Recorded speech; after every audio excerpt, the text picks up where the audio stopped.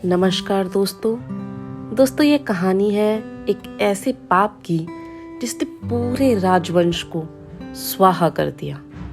तो चलिए सुनते हैं मुंशी प्रेमचंद की कहानी पाप का अग्निकुंड, मेरी यानी दीपाली की जुबानी।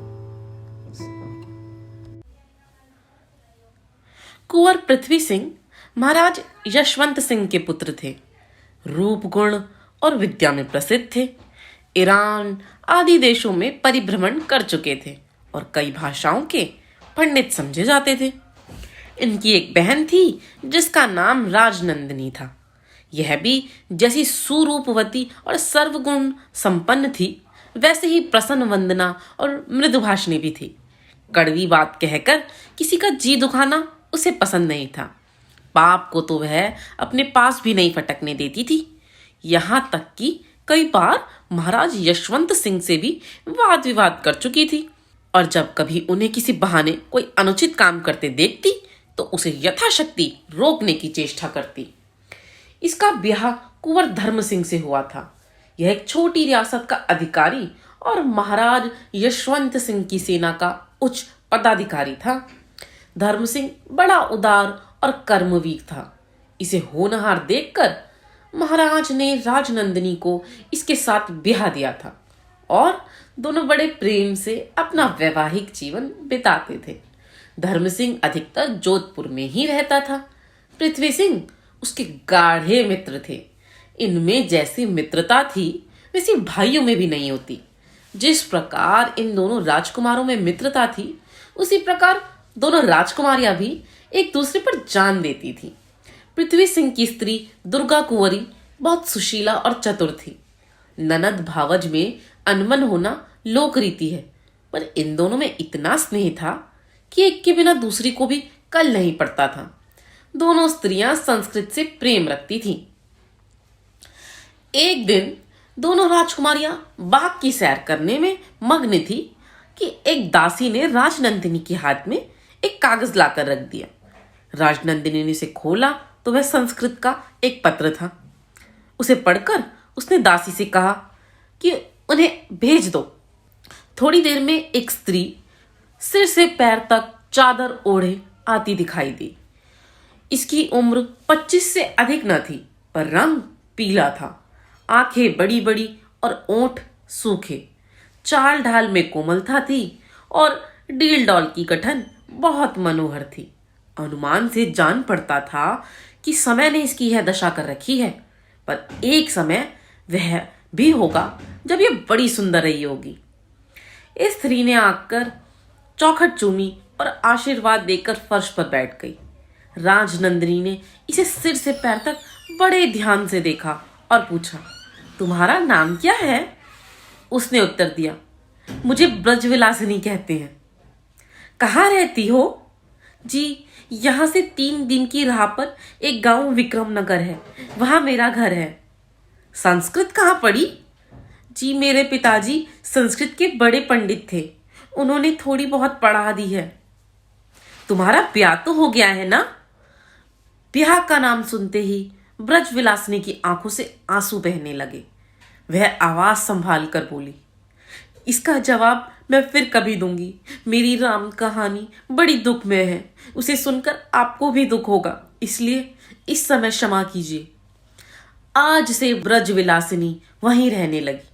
संस्कृत साहित्य में उसका बहुत प्रवेश था। वह राजकुमारियों को प्रतिदिन रोचक कविता पढ़कर सुनाती थी। उसके रंग रूप और विद्या ने धीरे धीरे राजकुमारियों के मन में उसके प्रति प्रेम और प्रतिष्ठा उत्पन्न कर दी। यहाँ तक कि राजकुमारियों और ब्रजविलासिनी के बीच छोटाई बड़ाई उठ गई और वे सहेलियों की भांति रहने लगी। कई महीने बीत गए। कुंवर पृथ्वी सिंह और धर्म सिंह दोनों महाराज के साथ अफगानिस्तान की मुहिम पर गए हुए थे। यह विरह की घड़ियां मेघदूत और रघुवंश के पढ़ने में कटी। ब्रजविलासिनी को कालिदास के देवता से बहुत प्रेम था और वह उसके काव्यों की व्याख्या उत्तमता से करती और उसमें ऐसी बारीकियां निकालती कि दोनों राजकुमारियां मुग्ध हो जाती। एक दिन संध्या का समय था। दोनों राजकुमारियां फुलवाड़ी में सैर करने गई। तो देखा कि ब्रजविलासिनी हरी हरी घास पर लेटी हुई है और उसकी आंखों से आंसू बह रहे हैं। राजकुमारियों के अच्छे बर्ताव और स्नेहपूर्ण बातचीत से उसकी सुंदरता बहुत चमक गई थी। इनके साथ अब वह भी राजकुमारी जान पड़ती थी। पर इन सभी बातों के रहते भी वह बेचारी बहुधा एकांत में बैठकर रोया करती। उसके दिल पर एक ऐसी चोट थी कि वह उसे दम भर भी चैन नहीं लेने देती थी। राजकुमारियां उस समय उसे रोती देखकर बड़ी सहानुभूति के साथ उसके पास बैठ गईं। राजनंदिनी ने उसका सिर अपनी जांग पर रख लिया और उसके गुलाब से गालों को थपथपाकर कहा, सखी, तुम अपने दिल का हाल हमें ना बताओगी? क्या अब भी हम गैर हैं? तुम्हारा यूं अकेले दुख की आग में चलना हमसे नहीं देखा जाता। ब्रजविलासिनी आवाज संभाल कर बोली, बहन, मैं अभागिनी हूं, मेरा हाल मत सुनो। राजनंदिनी, अगर बुरा ना मानो तो एक बात पूछूं? ब्रजविलासिनी, क्या? कहो। राजनंदिनी, वही जो मैंने पहले दिन पूछा था, तुम्हारा ब्याह हुआ है कि नहीं? ब्रजविलासिनी, इसका जवाब मैं क्या दूं, अभी नहीं हुआ। राजनंदिनी, क्या किसी का प्रेम बाण हृदय में चुभा हुआ है? ब्रजविलासिनी, नहीं बहन, ईश्वर जानता है। राजनंदिनी, तो इतनी उदास क्यों रहती हो? क्या प्रेम का आनंद उठाने को जी चाहता है? ब्रजविलासिनी, नहीं, दुख के सिवा मन में प्रेम को स्थान ही नहीं है। राजनंदिनी, हम प्रेम का स्थान पैदा कर देंगी। ब्रजविलासिनी इशारा समझ गई और बोली, बहन, इन बातों की चर्चा ना करो। राजनंदिनी, मैं अब तुम्हारा ब्याह रचाऊंगी। दीवान जयचंद को तुमने देखा है? ब्रजविलासिनी आंखों में आंसू भरकर बोली, राजकुमारी, मैं व्रत धारिणी हूं और अपने व्रत को पूरा करना ही मेरे जीवन का उद्देश्य है। प्रण को निभाने के लिए मैं जीती हूं, नहीं तो मैंने ऐसी आफतें झेली हैं कि जीने की इच्छा अब नहीं रही। मेरे बाप विक्रमनगर के जागीरदार थे। मेरे सिवा उनके कोई संतान न थी। वे मुझे प्राणों से अधिक प्यार करते थे। मेरे ही लिए उन्होंने बरसों संस्कृत साहित्य पढ़ा था। युद्ध विद्या में वे बड़े निपुण थे और कई बार लड़ाइयों पर गए थे। एक दिन गोधुली बेला में जब गायें जंगल से लौट रही थी, मैं अपने द्वार पर खड़ी थी। इतने में एक जवान बांकी पगड़ी बांधे, हथियार सजाए, झूमता आता दिखाई दिया। मेरी प्यारी मोहिनी इस समय जंगल से लौटी थी और उसका बच्चा इधर उधर किलोले कर रहा था। संयोगवश बच्चा उस नौजवान से टकरा गया। गाय उस आदमी पर झपटी। राजपूत बड़ा साहसी था। उसने सोचा कि भागता हूं तो कलंक का टीका लगता है। तुरंत तलवार म्यान से खींच ली और वह गाय पर झपटा। गाय झल्लाई हुई तो थी ही, डरी नहीं। मेरी आंखों के सामने उस राजपूत ने उस प्यारी गाय को जान से मार डाला। देखते देखते सैकड़ों आदमी जमा हो गए और उसको टेढ़ी सीधी सुनाने लगे। इतने में पिताजी भी आ गए। वे संध्या करने गए थे।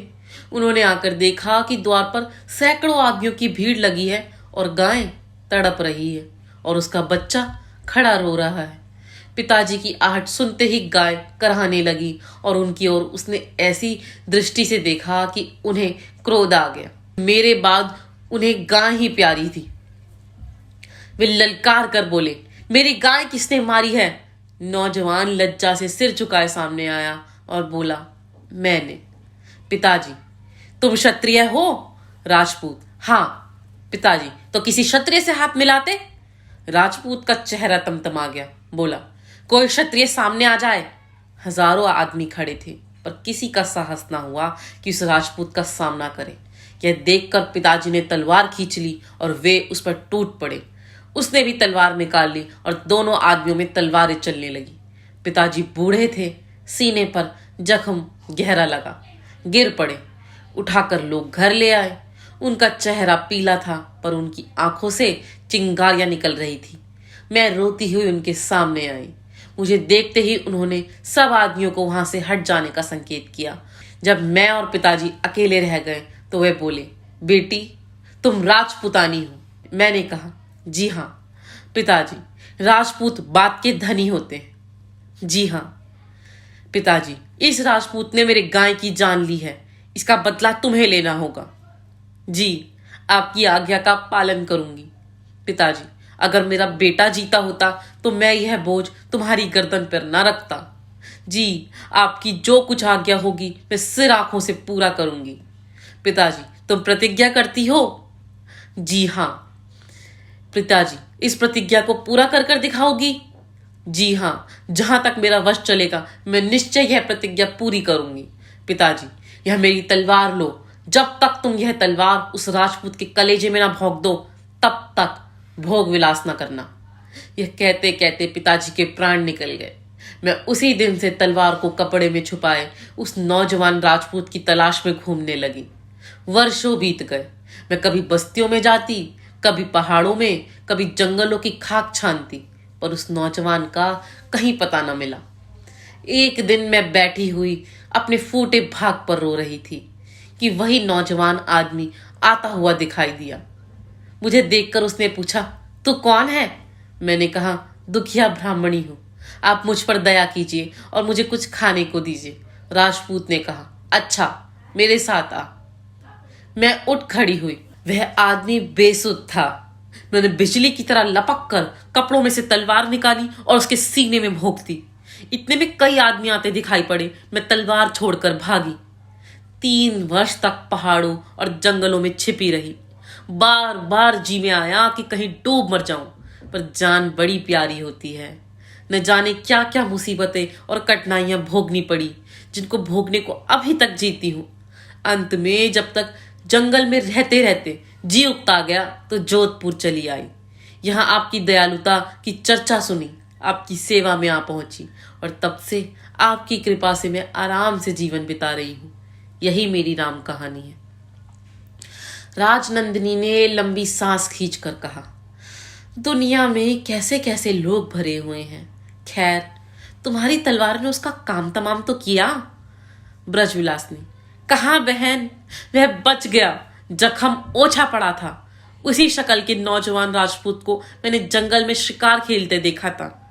नहीं मालूम वह था या कोई और, शक्ल मिलती बहुत थी। कई महीने बीत गए। राजकुमारियों ने जब से ब्रजविलासिनी की राम कहानी सुनी तब से उसके साथ वे और भी प्रेम और सहानुभूति का बर्ताव करने लगे। पहले बिना संकोच कभी कभी छेड़छाड़ हो जाती थी, पर अब दोनों हरदम उसका दिल बहलाया करती। एक दिन बादल घिरे हुए थे। राजनंदिनी ने कहा, आज बिहारी लाल की सच सही सुनने का जी चाहता है। वर्षा ऋतु पर उसमें बहुत अच्छे अच्छे दोहे हैं। दुर्गा कुंवरी बड़ी अनमोल पुस्तक है सखी। तुम्हारी बगल में जो अलमारी रखी है उसी में वह पुस्तक है, जरा निकालना। ब्रजविलासिनी ने पुस्तक उतारी और उसका पहला पृष्ठ खोला कि उसके हाथ से पुस्तक छूटकर गिर पड़ी। उसके पहले पृष्ठ पर एक तस्वीर लगी हुई थी। वह उसी निर्दयी युवक की थी जो उसके बाप का हत्यारा था। ब्रजविलासिनी की आंखें लाल हो गई, त्योरियों पर बल पड़ गए। अपनी प्रतिज्ञा याद आ गई, पर उसके साथ ही यह विचार उत्पन्न हुआ कि यह आदमी की चित्र यहाँ कैसे आया और इसका इन राजकुमारियों से क्या संबंध है। कहीं ऐसा ना हो कि मुझे इतना कृतज्ञ होकर अपनी प्रतिज्ञा तोड़नी पड़े। राजनंदिनी ने उसकी सूरत देखकर कहा, सखी, क्या बात है, यह क्रोध क्यों? ब्रजविलासिनी ने सावधानी से कहा, कुछ नहीं, न जाने क्यों चक्कर सा आ गया था। आज से ब्रजविलासिनी के मन में एक और चिंता उत्पन्न हुई। क्या मुझे राजकुमारियों का कृतज्ञ होकर अपना प्रण तोड़ना पड़ेगा?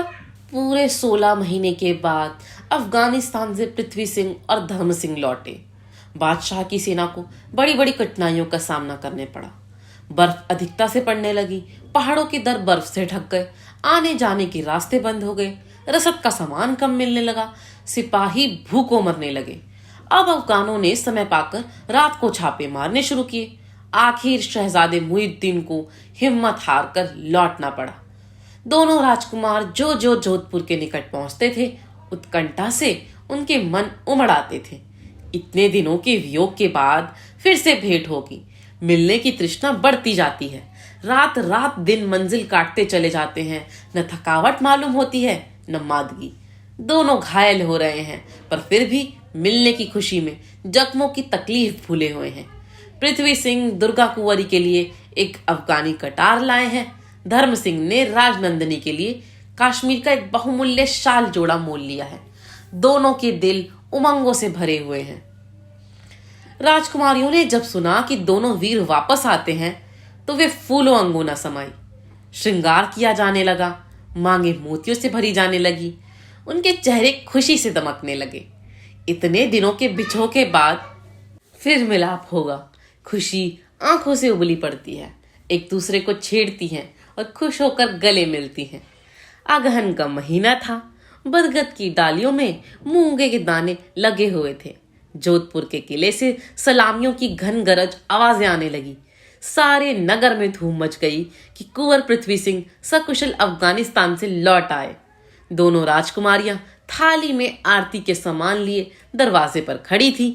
पृथ्वी सिंह दरबारियों की मुजरे लेते हुए महल में आए। दुर्गा कुंवरी ने आरती उतारी और दोनों एक दूसरे को देखकर खुश हो गई। धर्म सिंह भी प्रसन्नता से ऐंठते हुए अपने महल में पहुंचे, पर भीतर पैर रखने न पाए थे कि छींक आई और बाईं आंख फड़कने लगी। राजनंदिनी आरती का थाल लेकर लपकी, पर उसका पैर फिसल गया और थाल हाथ से छूट कर गिर पड़ी। धर्म सिंह का माथा ठनका और राजनंदिनी का चेहरा पीला पड़ गया। यह असगुन क्यों? ब्रजविलासिनी ने दोनों राजकुमारों के आने का समाचार सुना। उन दोनों के लिए 2 अभिनंदन पत्र बनवाकर रखे। सवेरे जब कुंवर पृथ्वी सिंह संध्या आदि नित्य क्रिया से निपट कर बैठे तो वह उनके सामने आए और उसने एक सुंदर कुश की चंगेली में अभिनंदन पत्र रख दिया। पृथ्वी सिंह ने उसे प्रसन्नता से ले लिया। कविता यद्यपि उतनी बढ़िया ना थी, पर वह नई और वीरता से भरी हुई थी। वे वीर रस के प्रेमी थे और उसको पढ़कर बहुत खुश हुए। उन्होंने मोतियों का हार उपहार दिया। ब्रजविलासिनी यहाँ से छुट्टी पाकर कुंवर धर्म सिंह के पास पहुंची। वे बैठे हुए राजनंदिनी को लड़ाई की घटनाएं सुना रहे थे, पर जो ही ब्रजविलासिनी की आंख उन पर पड़ी, वे सन्न होकर पीछे हट गई। उसको देखकर धर्म सिंह के चेहरे का भी रंग उड़ गया और होठ सूख गए और हाथ पैर सनसनाने लगे। ब्रजविलासिनी तो उल्टे पांव लौटी, पर धर्म सिंह ने चारपाई पर लेटकर दोनों हाथों से मुंह ढक लिया। राजनंदिनी ने यह दृश्य देखा और उसका फूल सा बदन पसीने से तर हो गया। धर्म सिंह सारे दिन पलंग पर चुपचाप पड़े करवटें बदलते रहे। उनका चेहरा ऐसा कुमला गया जैसे वे बरसों के रोगी हों। राजनंदिनी उनकी सेवा में लगी हुई थी। दिन तो यूं कटा, रात को कुंवर साहब संध्या ही से थकावट का बहाना करके लेट गए। राजनंदिनी हैरान थी कि माजरा क्या है। ब्रजविलासिनी इन्हीं के खून की प्यासी है क्या? क्या यह संभव है कि मेरा प्यारा, मेरा मुकुट धर्म सिंह ऐसा कठोर हो ही नहीं सकता? नहीं, ऐसा नहीं हो सकता। वह यद्यपि चाहती है कि अपने भावों से उनके मन का बोझ हल्का करे, पर नहीं कर सकती। अंत को नींद ने उसको अपनी गोद में ले लिया। रात बहुत बीत गई। आकाश में अंधेरा छा गया। सारस की दुख से भरी बोली कभी कभी सुनाई दे जाती और रह रहकर किले के संतरियों की आवाज कानों में आ पड़ती। राजनंदिनी की आंख एकाएक खुली तो उसने धर्म सिंह को पलंग पर न पाया। चिंता हुई। वे झट उठकर ब्रजविलासिनी के कमरे की ओर चली और दरवाजे पर खड़ी होकर भीतर की ओर देखने लगी। संदेह पूरा हो गया। क्या देखती है कि ब्रजविलासिनी हाथ में तेगा लिए खड़ी है और धर्म सिंह दोनों हाथ जोड़े उसके सामने दीनों की तरह घुटने टेके बैठे हैं। वे दृश्य देखते ही राजनंदिनी का खून सूख गया और उसके सिर में चक्कर आने लगा, पैर लड़खड़ाने लगे। जान पड़ता था कि गिरी जाती है।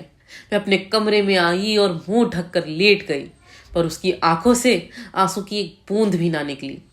दूसरे दिन पृथ्वी सिंह बहुत सवेरे ही कुंवर धर्म सिंह के पास गए और मुस्कुराकर बोले, भैया मौसम बड़ा सुहावना है, शिकार खेलने चलते हो? धर्म सिंह, हाँ चलो।